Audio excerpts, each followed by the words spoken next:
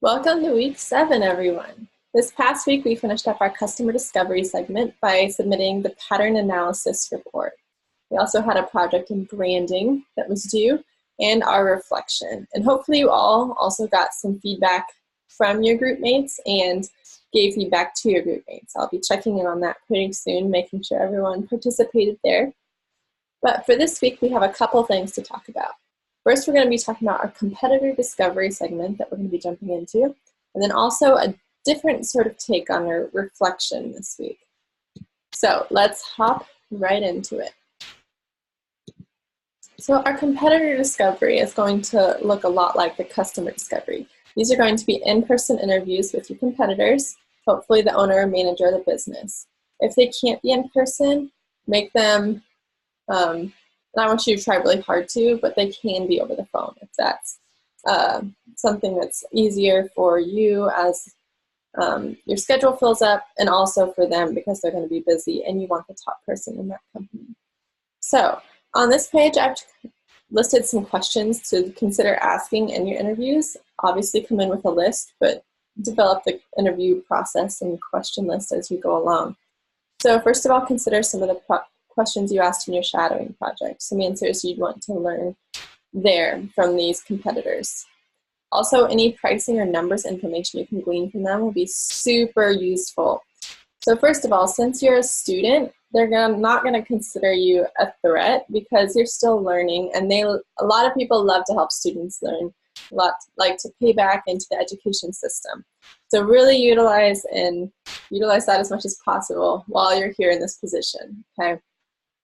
Later on down the road, when you go to start this business, if you haven't started it already, and you go and ask for these for this information, they won't be near as likely to share or be near as open with you.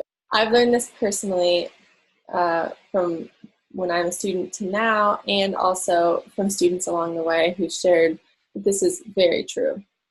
So also you could ask their opinions on their particular business strengths and weaknesses, so you could potentially capitalize on those as well.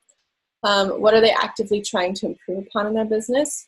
Also, ask them about their day-to-day activities, what the schedule looks like for different employees, for themselves as the owner or manager, what their employee and customer relationships looks like, how they intend to grow those, how they've grown them up to this point, and also any trends in the industry they see improving or falling back. And of course, any other questions you want to add to the list. This needs to be tailored to your business ideas, so whatever you need to learn from these competitors is very important to ask. So with that, I'm going to ask that you interview 2 different competitors this week for your business idea, and then write a brief summary of these interviews, including who you interviewed and their contact information. This is required, so that way I can make sure you did them.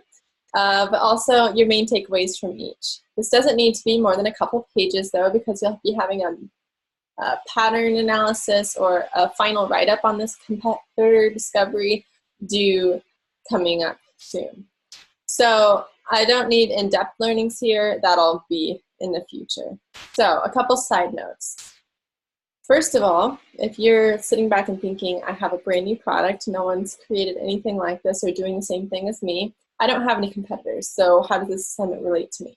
This assignment does relate to you because even if you don't have any direct competitors that are doing the same thing, you need to interview people in your industry, one, or people that are in businesses that are related to yours or are trying to solve the same problem as you, okay? Those are 3 different avenues to kind of think through when you consider who could be your potential competitor. If you're having trouble coming up with competitors or a list of competitors, go ahead and ask me and I'll run down a list of things you could think through when trying to find competitors, or even give you some possible businesses to contact, okay? So, and another side note is you'll be assigned 2 more of these competitor interviews next week, so be thinking about who else you could be interviewing and be setting up those meetings as well, especially if you're facing a really busy schedule, which I know most of you are. And obviously, like I've mentioned before, these business owners and managers are very busy too. So making sure you get on their schedule is important. This is for 10 points and due on October 7th, which is Sunday. I've given you the weekend as well. So in case if that's the only time you can meet with these competitors. I want to make sure you do get that meeting in. So again, this is just a brief summary of some key learnings or key takeaways. It's due on Sunday at midnight. So next up on our list is our week 7 articles. You have 2 options this week for what you decide to reflect upon. Let's start with the first one.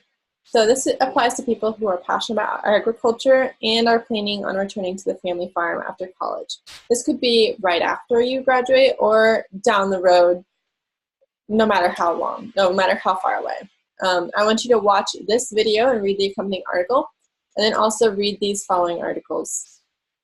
However, if this isn't something that applies to you, if you aren't going into an agricultural field, or if your business idea doesn't relate to agriculture, if you're not that interested in it, I want you to go with option B here. So I want you to find some entrepreneurial or business-related articles or videos in your industry, at least 4 or 5, and then go ahead and read and reflect on these. And if you need some help finding some, please let me know. I'd be more than happy to help you research that, but I want you to get a good start on your own of trying to find some articles that relate to you. Okay? So after you do this portion of it, you're going to head over to the week 7 reflection. Okay? This reflection is based on your industry, and it needs to take a creative turn. Instead of the simple 2 to 3 page paper that I've been asking for, I want you to think outside the box here and present your reflection in a video format, okay? If you're able to take some footage of you on your farming operation, I would especially advise you to do so. That'll help give the video some content and some background knowledge on your reflection as well. You can also take footage of you within your industry, whatever that looks like for you. And whatever that means to you. So I want this to be personal, and I want you to be reflecting in an area where it relates, okay? So because this will take more time and effort, which I'm very aware of, their due date for this reflection is due on October 12th, which is next Friday. So this Friday you won't have a reflection due, but this will take place of both reflections for this week and next week. I'm looking for twice the amount of effort then, which is why it's worth twice the amount of points. Since it's not just a paper you're writing, and I'm asking for I mean, if your editing skills aren't great, that's fine. Obviously mine aren't either. But however much effort and thought you put into this, the more points you'll earn, okay? So I have listed some questions to start your reflection process, but I also want you to expand beyond them, because obviously I can't write reflection questions for articles that you're choosing for yourself. It won't apply to all of them. So first of all, what makes entrepreneurship different in your industry? What drives your passion in this realm? And reflect on your entrepreneurship journey up to this point. So the reason I want you to be in the area of your industry when you're filming these videos is it really helps you answer these questions, take it all into heart, and just really make it personal, okay? So if you choose option B, which is where you find your own articles, even if you are in agriculture and you aren't interested in the articles I linked, you can still choose option B. That's perfectly fine. But I want you to include the articles and their links in the submission. I guess just the links to articles in the submission. And then you have 2 options for posting. You can either upload it to YouTube and share the link with me, make sure it's public so I can watch it, or you can just send the video in the assignment submission, kind of upload it into Canvas. So it's totally up to you. This is worth 10 points, again, like I said, 2 reflection grades in 1, and it's going to be due on October 12th. So with that, I think that's all we have for the week. The competitor discovery segment we're starting, and also the week 7 article and reflection. Also keep in mind that shadowing project number 2 is going to be due coming up. So don't forget about that and put that off for too long. With that, please feel free to shoot me any questions you have, and have a great week, everyone.